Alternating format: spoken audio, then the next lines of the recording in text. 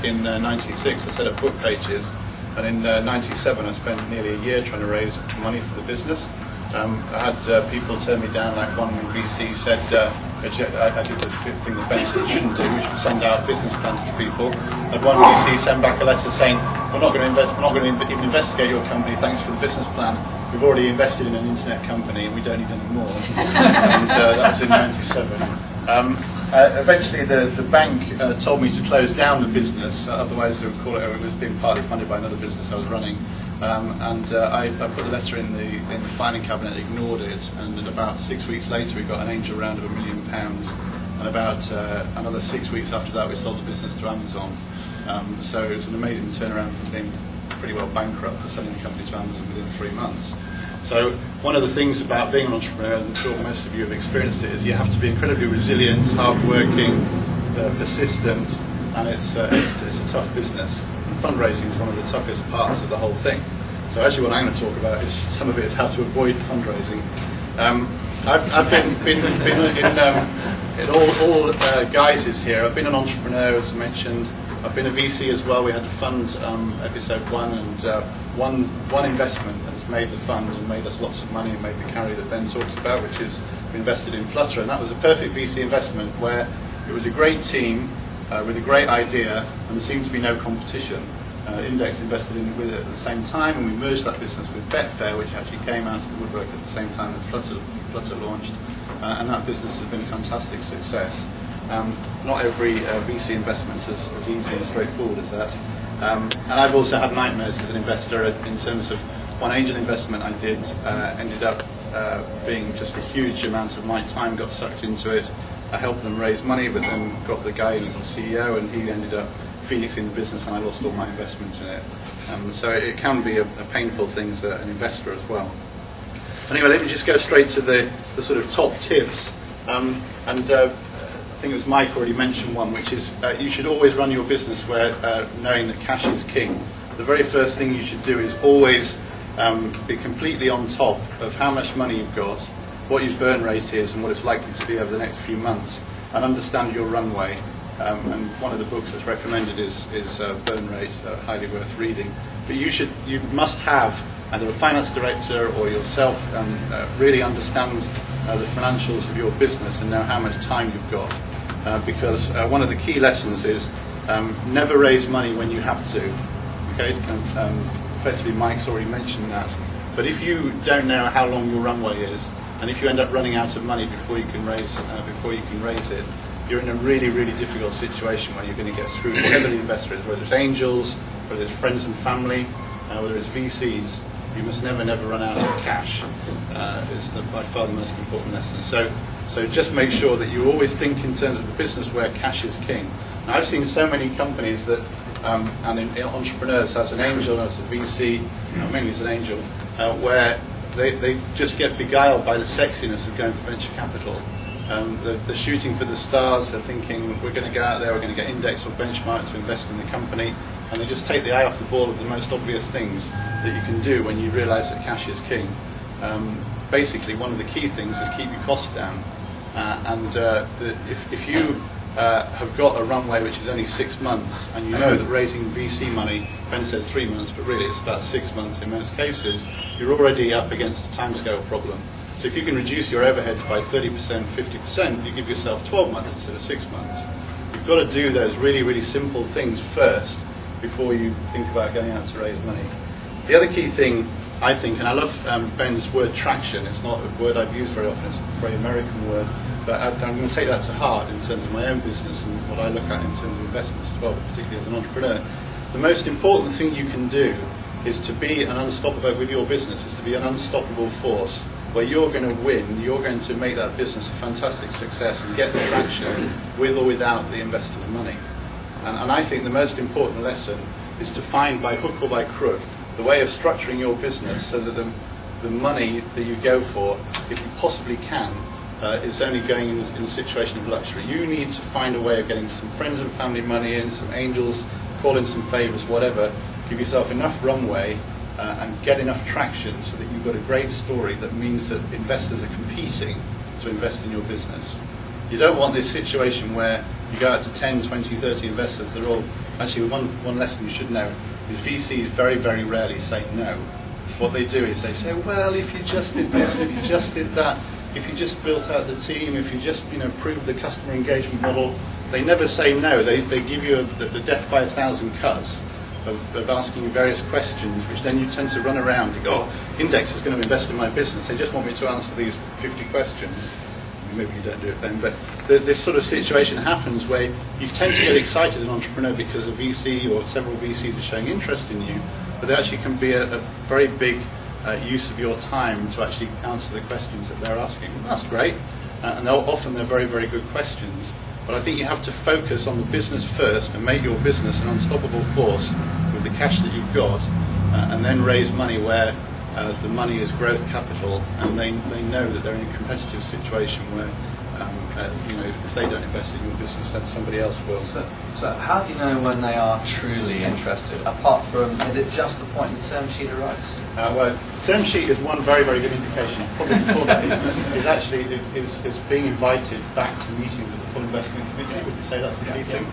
With a full investment committee. So somebody, one of the associates or younger guys in practice will talk to you and ask you lots of questions. But until you see the partners, the investment committee meeting, they're not really taking you seriously. But I would say, don't be arrogant to start off with. In my firm, we do quite often get entrepreneurs who call up and say, I sent a business plan, and an associate got back to me, but I'm not prepared to have a meeting with associates. I want a meeting with the partner. I'm only interested in that. And I think it is right the way you're structured. Is that is what you do need before the investment's going to come in. But the process is that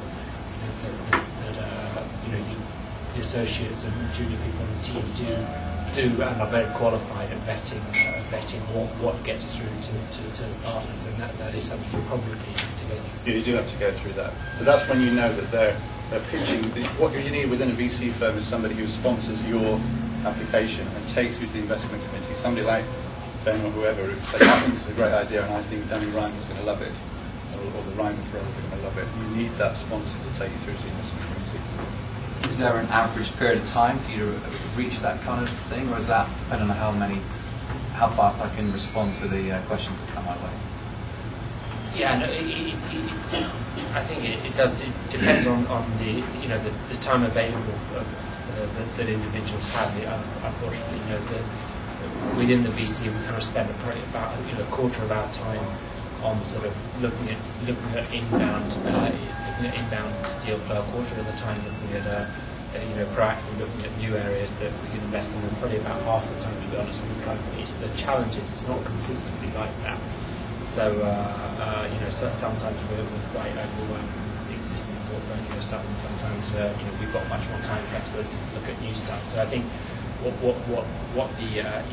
what makes sense is try and understand the representative you're working with, what their kind of time availability is and time commitment is, and as much as you can try and fit in. And the key thing is establish some sort of relationship early, which I think which you and some of the other people have done. I think that's the best thing to do. Then you can get time as required later on. Yeah, I can't stress strongly enough, one of the things that Ben mentioned in his presentation is that VCs don't really look at things that just come in by email or by post. You really have to be recommended in to be taken seriously, or to know that the VCs directly through networking meetings and they think you're smart, or that they've seen what you've done before.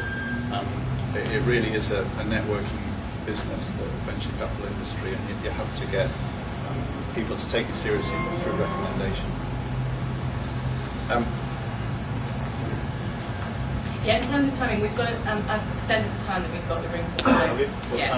So what I'd like to do is run here to the back. Don't do massive business plans. Do concentrate on PowerPoint presentations, but also to do your business planning really for yourself. And the key underlying thing you need to do is I think it is useful to do the sort of thing that Ben talks about, where you show your PowerPoint presentation to a few investors and test it out on them, whether they're the smaller VCs or the main guys. You need to get some feedback. Do that with the sort of consultants that help you raise money, people like First Capital, various sort of boutiques, because they'll give you feedback about whether your presentation makes sense and whether it's something that's backable or not, and they probably tend to be fairly honest about the feedback.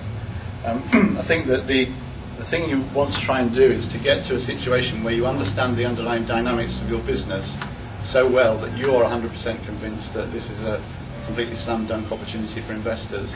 And I personally am in this situation myself where I kind of know that what I'm doing with Friends Abroad is it's likely to work, but I don't 100% believe it's ready, VC backable. So I'm not actually going out. I'm talking to VCs informally, but I'm not going out there and actually trying to raise money at the moment because I want to get better traction myself and understand the dynamics of when I spend such and such on marketing, how much do I get back in terms of sales in the business. And I think that until you really understand the dynamics of your own business model, spend X, get so many sales, what does that do in terms of, say, word of mouth for an internet business? What do you need to grow the business in terms of sales force if you're in a direct sales business? You really need to understand what those 5 variables are that Mike talked about. You don't need a massive spreadsheet, but you do need to understand what are the 3-5 variables that affect how big your company can be and how the finances actually are driven. Until you understand those drivers of the business inside out, you'll fall over as soon as you start presenting the business to investors, because they'll ask questions about you demonstrating that those assumptions are correct, and you won't really be able to answer them, however polite they are. So I know from some of the stuff that Julia sent me that one of the key questions that several of you are interested in is, should I do this, should I do that, should I go for angel money, should I go for VC money, should I run the business organically? And I think there is no right answer to that question. It's incredibly dependent on your own personal circumstances in all sorts of ways that you can't understand. And I think even if you do understand it, there isn't enough information out there. So for example, it's very easy to believe that you should go and get VC money and you should pitch to 10 companies and you're bound to get it. And then you spend 6 months trying to do it and you take your eye off the ball of the underlying business. Now, on the other hand, so my personal preference is always try and grow the business organically, try and get money from friends and family, and prove you got traction before going and raising money. On the other hand, I'm not correct in all circumstances, because I know other people who go along with a 10-page PowerPoint. They're just such great salesmen that they raise $7 million, 4 million quid with just an idea and 2 or 3 people who promise to work for them. So if it depends very much on all sorts of circumstances that you can't control. It depends how good a salesman you are, what competition's out there, how much you really understand the dynamics of the business. So I think what you've got to do, just taking dynamics of the business generally, is you've got to test. It's a good idea to go out and try your PowerPoint presentation on a few people, try and see what happens when they respond to you, and then get whoever referred you into the VC to find out informally, if it was the VC you pitched to or to the investors, find out informally what they thought about you. If you ask directly, they won't say no. If you ask informally through the referrer, they probably can be more honest about what they thought of you. So, although there's no right answer, and my personal preference is to go out there and prove traction first, I think it's incredibly important that you do focus on your business and not let the funding sexiness of VC overtake you and put all your time into VC funding, because you'll lose sight of the core business. And just going back to something that's been discussed earlier, is I think it's incredibly important, if you can, to get to a situation where there is some kind of auction of investors wanting to invest in your business. 2 pieces of this. One I've seen very often with angel rounds in particular that happens, is if you can get to the stage where you say you're raising, say, £500,000 or £1 million, if you can get beyond the halfway mark and start to make the people you're presenting to feel that there's a scarcity value, if they don't jump in soon, then they're going to miss the opportunity to invest. It's amazing how quickly the second half or the last third closes. Likewise, then, it's sort of slightly different if it's with VCs. A very common thing that entrepreneurs tend to do is to go out and see all the VCs and tell the VCs which other VCs they're talking to. That can be quite dangerous if you're close with people. As Ben says, they will talk to each other. They say, oh, have you looked at that business? And if you're raising an amount of money which needs 2 VCs, and maybe they're each going to get 20% in the business, they tend to gang up on you. What you want to do is you want to get to a situation where the VCs each say, well, this round's so small, I'm going to take the whole lot ourselves. And then, as Ben says, you shouldn't sort of go around saying, well, we've got such and so, or we've got 5 VCs bidding for this. but you want to be in a situation where they're not going to go and tell each other you should really look at that company, and because you want them to end up competing for it. And you only get into that situation if you've got real traction in the business, really understand your business model. And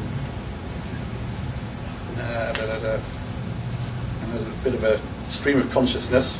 I think the key thing is then go out there, make the business work anyway, and use particularly VC funding for growth capital to get to a situation like that.